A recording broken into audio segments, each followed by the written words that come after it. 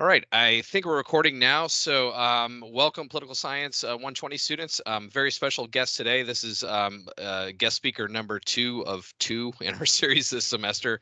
They heard from my wife first as an immigration attorney, not as my wife.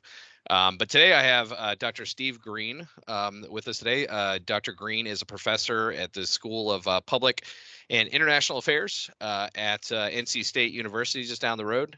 So Steve's background is in political science, but specifically American politics. So the cool thing here is that Steve and I have known each other since I think right after the Y2K thing, I think is when we started working together. 2000. Yeah. So Steve was a professor at Texas Tech University when I was a young and upcoming undergraduate at the time, and then sort of looking at graduate programs. And so Steve was my mentor and has been a great friend for years. When I had the opportunity to move to the Raleigh Durham market, I knew Carrie because because of Steve having been here for many years and raised his family here. So that was really great. So appreciate you being here, Steve, and feel free to share some more about your background with us. Okay, yeah. So as I like to say, you are my first favorite student. I've Yeah, had thanks. many favorite students since. Yeah. So um, I love this area. I was an undergraduate at Duke way back in the early '90s. Did my PhD at Ohio State. Um, had my first job at Texas Tech from 2000 to 2002, where I got to know your esteemed instructor, and have been teaching here down the road at NC State since 2002. I'm pretty familiar with Wake Tech because my own son is a senior here at NC State after doing 2 years at Wake Tech. So maybe some of you will come to NC State and look me up and say, hey, I saw you in Kenneth Strickland's Intro to American Government class. That would be cool for real. That would be cool, So, yeah. um, is that any more stuff you want me to say about me? No, I think that's good. I think we'll sort of kickstart with, I've told the students a little bit about how sort of I ended up in political science, and mine was kind of the more sort of the interest in public opinion, which is kind of how our interests align there. But if you want to share with sort of why you chose political science and specifically academia, kind of as a career Yeah, for yourself. absolutely. It's funny. We actually have an assignment in a different class. It's just kind of like Intro to Humanities and Social Sciences at NC State, where they have to interview a professor. And I'm like, I'd like to think I'm probably the most interviewed professor for this. And these are always among their questions, so I'm ready for it. But so the thing is, pretty early in my college career, I figured out I wanted to be a professor. It seemed like the best job in the world. I was not wrong, I don't think, but I loved history and I loved politics. And I got to know my teaching assistant for history really well and talked to him a lot about that. And do I want to say that kind of warned me off of history in a sense? In part because history's there, it doesn't change. What we got, we got. We learn more about it. We understand the Civil War better now than when I took my class in the Civil War 30 years ago. I'm sure we understand the Merovingian kings of France better, but you're still dealing with essentially the same stuff. I grew up loving politics because I think in large part, well, my family always talked about politics, and that's a big thing. I'm sure you've learned about political socialization. And That's this week actually, so it okay, corresponds. Yeah. there you go. So, um, and I grew up right in the Washington, D.C. area where politics is literally in the air and water. So I'd always loved politics as well. And my junior year in college, it was 1992. There was an election on. It was Bill Clinton versus George Herbert Walker Bush. And that was exciting. That was really exciting. Um, and also, I took a class called Campaigns and Elections that semester with one of the giants of the field, John Aldrich. Also, that semester, I took a class called Quantitative Political Analysis, which is basically how do we use numbers to understand politics. And between taking those two at the same time, I was like, I am sold. This is fun. You can like put numbers from politics into a computer. It can be election returns. It can be partisan registration data. It can be right, anything. The X% of the public believes this about George Bush or whatever, and like come to conclusions about politics. So I was just hooked on using numbers to explore politics from then on.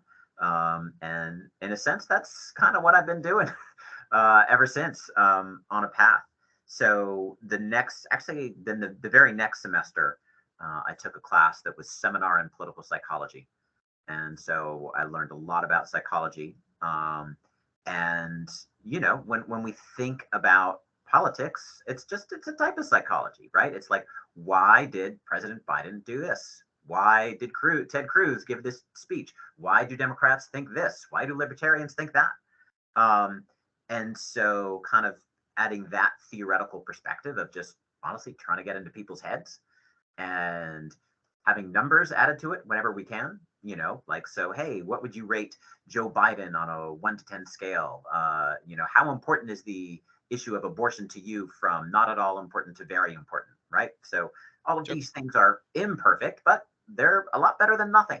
Um, and so, again, the ability to quantify and then analyze how, for the most part, just ordinary people think about politics was just fascinating to me. And safe to say it's kept me going. Well, it's 30 years later, since I first took those two classes, and I'm still love just getting in there and getting my fingers metaphorically messy with the data. And it's a lot easier now. When I talk about what we did in 1992, I'm not even sure what I was doing in 1992, but it wasn't pretty. Um, I could tell you that in 2000, you had a young research assistant that was manually entering hand passed out distributed surveys in a lab that's office. that's how I did my dissertation. Like, I Yeah. mailed out surveys and I hand entered 1,500 of them. I only got 300 back, but right, I hand entered the stuff from that into Excel, and then probably had to analyze that on a mainframe or something back then, if you guys even know what a mainframe is. Uh, but so it's a lot easier. But it's still, I love that all these years later, it still excites me. I'm going to a political science conference in 2 days and presenting my latest research on um, religious attitudes, racial attitudes, and abortion, and Wow. basically how the former two affect the latter. And right, and so I spent a lot of the past month just playing around with some great data sets and looking at various ways of how we measure what you think about religion and race and other things like your partisanship and your ideology, and throwing them all together, and I think coming to some pretty interesting conclusions about politics today, which again, that's the point of all of this, right? Not just playing with numbers, but so that hopefully at the end we can actually understand this political world we live in, at least that much better. Yeah, no, that's super valuable. One of the things I've tried to sort of stress to the students in this course, because it's a common misconception that political scientists, sort of sit around and sort of spew opinions about candidates or issues in their opinions, and I've tried to frame it more as and forgive the metaphor here of kind of watching rats, running through a maze and trying to predict kind of how they'll move from a very high level. So appreciate that. I'm going to have the students, and I don't know if by the time they see this, if they'll have read it or not, but I'm going to provide them sort of the background that you provided me on some of your recent research related to vaccines and opinions about vaccines and queuing and messaging there. If you wanted to share just a little bit about kind of what you've done there to kind of paint that picture. Yeah, no, absolutely. So that's uh, thrilling, right? Like, the reality is, you go into political science and you do political science research, and you don't think you're actually going to do anything that might save people's lives in the end. Not directly, but I'll take indirectly. And so, yeah, it's with COVID. Early on, I became. Do I want to say a COVID obsessive? Yes, I will say I'm pretty sure I know more about epidemiology and virology and everything than every single person I know, except that the person I know who actually was a virologist before COVID. And so it was kind of to some degree, an obsession of mine. But I was like, wait a second, this little obsession of mine can be combined with my actual day job, Nice. because alas, COVID all too quickly became very political. And so I got together with a group of other political scientists at the University of North Carolina, At the beginning, we started working on finding ways to get people to wear masks back when that was kind of a new thing. Um, and how worked with a WRAL. You guys are at Wake Tech, you know WRAL. Then again, like the youth today, they don't even know TV stations. But anyway, it's the biggest TV station in the market. They have a website. And right, the website you've seen WRAL News, yeah, .com. And right to create an ad for that, and right did some nice little social science behind it, found it worked. That led to partnering up with an economist at Stanford and an economist at Berkeley, and those people out there in the Bay Area, they know the people. They know the people at Facebook and Google and eBay and everything like that. And so that got us working with Facebook and then later YouTube to try and work on vaccine campaigns. And we basically thought there's nobody better to try and get vaccine hesitant Republicans to get vaccinated than Donald Trump. And he has actually had plenty of quite pro-vaccine statements. He's openly vaccinated, but it doesn't get a lot of coverage. Honestly, we looked, and so we really just thought more people just need to know this. And again, we know from political science that people take cues from political elites. People take cues from those they trust. When we ran that mask campaign, we had retired General Hugh Shelton, because we know that people love the Army, right? And people take cues, and people love the military and patriotism, and they'll take cues from that. So, it was kind of using some pretty standard political science to say, well, this should matter. This should have an effect, especially if people just aren't aware of where Donald Trump stands on this. Sure. And so we, managed to convince somebody that it was worth us investing $100,000 running ads for this on YouTube. And the beauty of it is we tried it on Facebook, and it doesn't seem to work very well. And that is because, raise your hand if you've ever watched a Facebook video ad, and I suspect no hands are going up, right? Just they're there, but nobody watches them. Whereas YouTube, sure, that first 5 seconds, tough luck, you get it, right? And the first five seconds of our ad are a real live news clip saying Donald Trump is encouraging all Americans to get the COVID-19 vaccine. If you don't believe the ad and you click on it, it literally takes you to a foxnews.com story saying exactly that. Oh, wow. Yeah. So, we took this ad, and because we're social scientists, we didn't just want to get people vaccinated. We wanted to show that it worked. So we essentially set up an experiment, and we said, here's roughly 1,200 counties that are low vaccination that we're going to run the ad in. Here are 1,200 very similar counties that are low vaccination that we're not going to run the ad in. And then we can compare and see if the counties that got the ad had more vaccinations. And there's publicly available vaccination data we were able to use and show that. It was, to be fair, complicated, and when necessary, this is why apparently my new line is one should always work with a Stanford economist to do your econometric analysis. Yeah. Just like, okay, you got that, Brad. I helped make this ad. I know how to run a YouTube ad campaign now. But using time-dependent lagged, clustered, state-level standard errors is not exactly in my bag of tricks. But it wasn't his. And anyway, so we have these fairly compelling results that suggest we really got probably roughly 100,000 more Americans vaccinated at just $1 a vaccination, which is kind of an amazing thing to be a part of. Yeah, no, that's incredible. I used to tell people that a PhD was a doctor, except they didn't help people. But it seems that you've proven me wrong there, so I can't say that anymore. So that's fantastic. No, that's really cool, and I think that was a good sort of segue into kind of what drives your research interests. I want to talk briefly about your book too, because I think I've referenced you previously in the class to say that I had a former faculty member that looked at sort of what getting married or what being a parent does to your political beliefs. So you have a book. I don't know if it's on the shelf behind you there or not, but having a book. I don't know if this will work. I have a wait, where is it? Oh yeah, I see it there. That? Yeah, awesome. Made a giant blow up of the cover. Very cool. Yeah, if you wanted to speak just a little bit to that, kind of what the research questions, big picture questions were there, and kind of what you found, I think that'd be fascinating. Yeah. So, to some degree, like pretty much everything I've studied in political science has been motivated just by hey, I'm a member of society, right? I am one of you, I am one of us, and I experience the world of politics and have opinions about it and everything. And I first started working on this when my college senior son was a newborn, and we had just moved to Texas, and I had just met your esteemed instructor.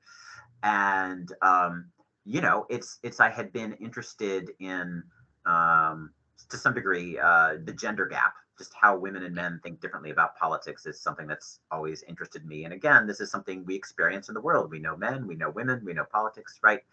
And so thinking about then how this interacted with parenthood, especially being a new parent at the time. And it was actually kind of amazing to see that nobody had ever really systematically examined this.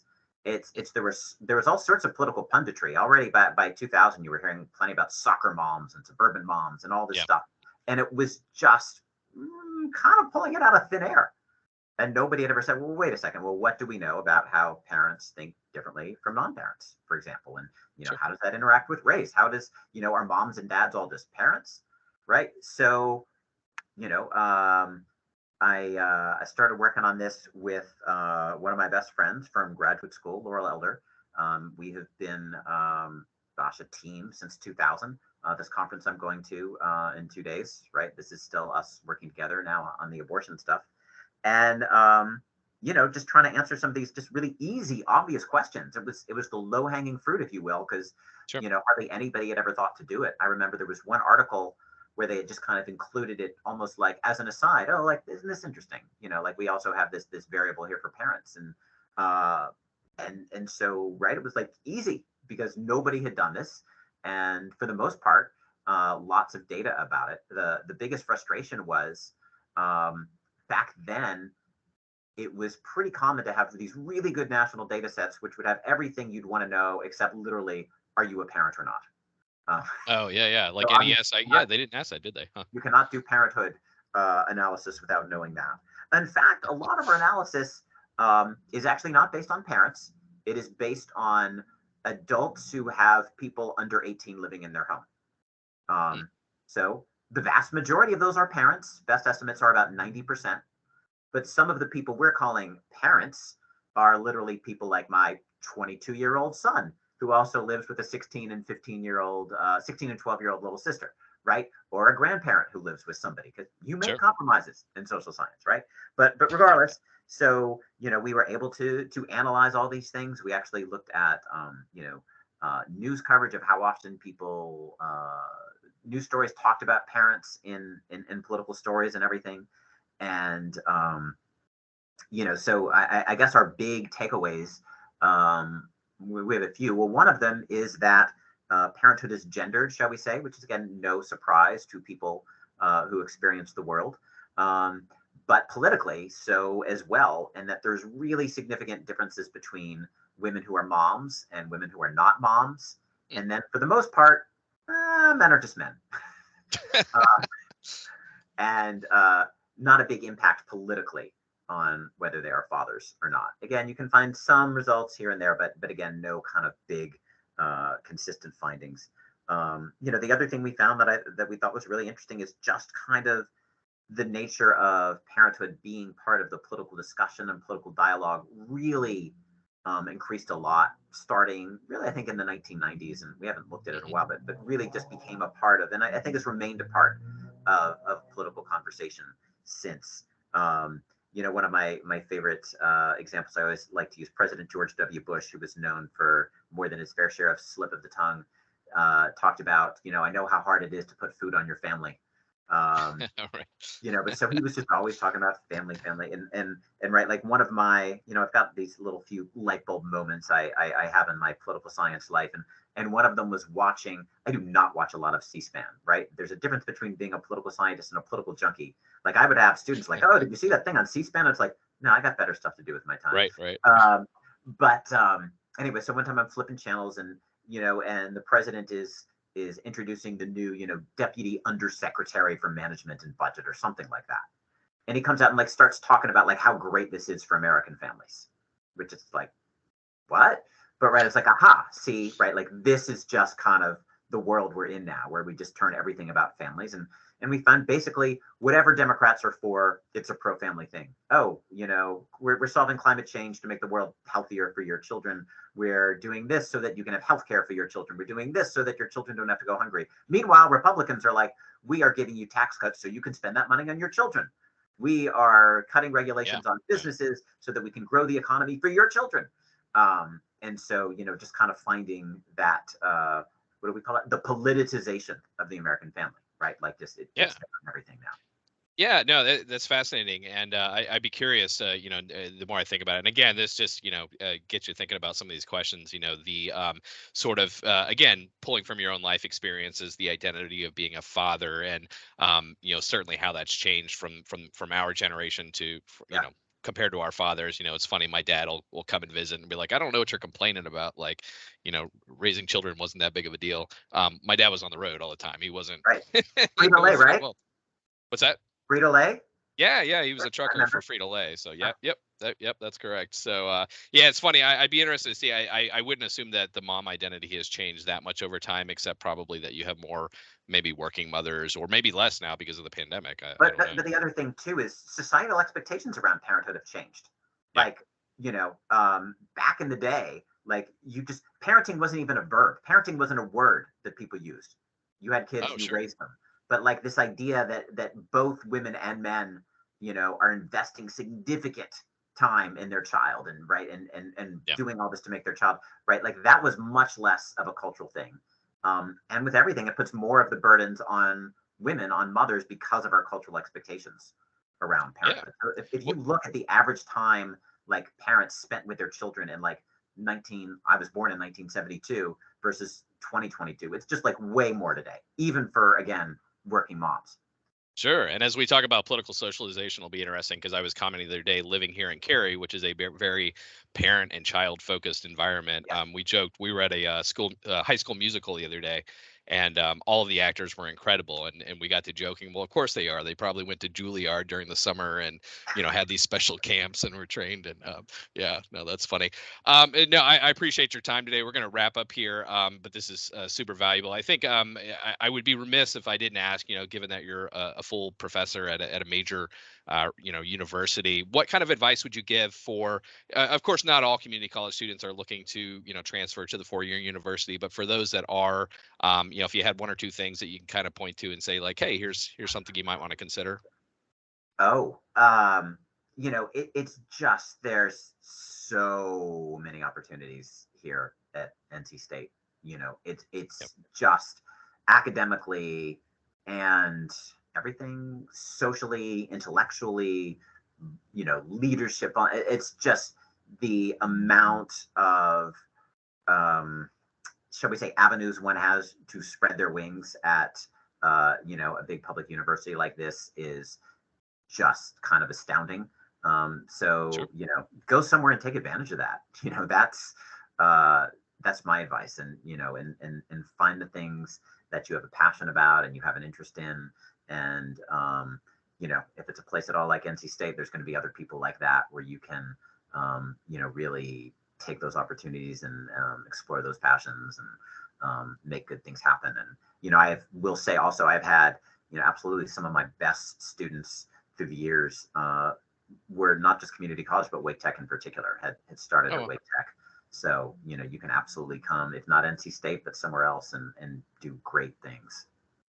Well, that's great, and I appreciate that, and I think that's a really strong point. In my case, I can point to meeting Steve was really sort of set me on the career trajectory that I ended up on. I was planning to go to law school at the time, and we know the world doesn't need another lawyer, and so I ended up going to graduate school in political science, and ended up transitioning into a career in market research. So not exactly the same path, but I wouldn't have done it without my political science education there, and met my wife at Ohio State. And so Steve kind of pointed me to Ohio State. And so I like to joke that my kids would probably look differently had I not met Steve. Um, Well, so no, I also, I'd like to think you are far from the only person that I dissuaded from law school. So maybe my best contribution to society has been the number of people who did not go to law school through our relationship. sure, sure. Well, they heard from my wife about how not all lawyers make a ton of money. So we're working together to do that there. Nice. Thanks so much for your time today. I appreciate it. I'll invite students if they have specific questions of you. I'll forward those to you. But Sure. yeah, really appreciate your time, and I'll probably see you at lunch sometime in the near Yes. future here. Yes. Okay. Awesome. Super fun. All right. Thanks so much, Steve. All right. Thank you. All right. Bye.